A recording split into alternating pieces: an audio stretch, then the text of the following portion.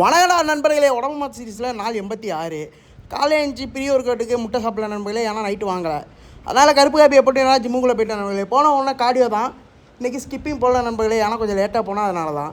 அதுக்கப்புறம் வாங்க போனால் பக்காவாக போட்டேன் நண்பர்களே. இன்றைக்கி என்ன கதைனா ஃபுல் டேக்கு 2 ஒர்க் அவுட்டு. எப்போதும் போடலாம் நண்பர்களே, எப்போதும் போடலாம்.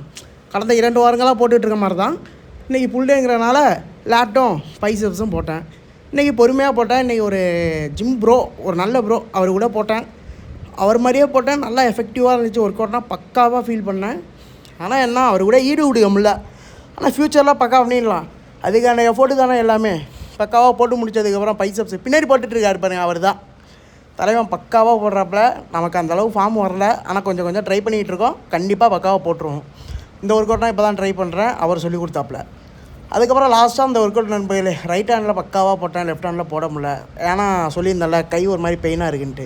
அதுக்கப்புறம் ஜிம்மா முடிச்சுட்டு நேராக வந்தால் நம்மள பெரிய ஒர்க் அவுட்டு போஸ்ட் ஒர்க் அவுட்டுக்கு முட்டை வெங்காயம், அதாவது பொரியல் மாதிரி செஞ்சு காலை உணவை முடிச்சிட்டேன்.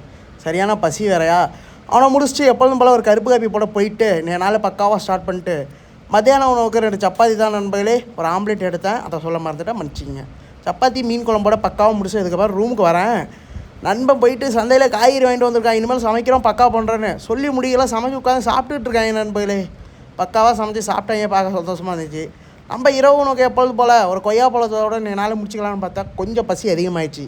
ஒரு 3 முட்டையை வாங்கிட்டு வந்து எல்லாரையும் ஒயிட் எக்கை போட்டு பொரிச்சு இன்றைக்கி வயிற்று நொப்பியாச்சு நண்பர்களே. நன்றி, நாளைக்கு பார்ப்போம், பாய்.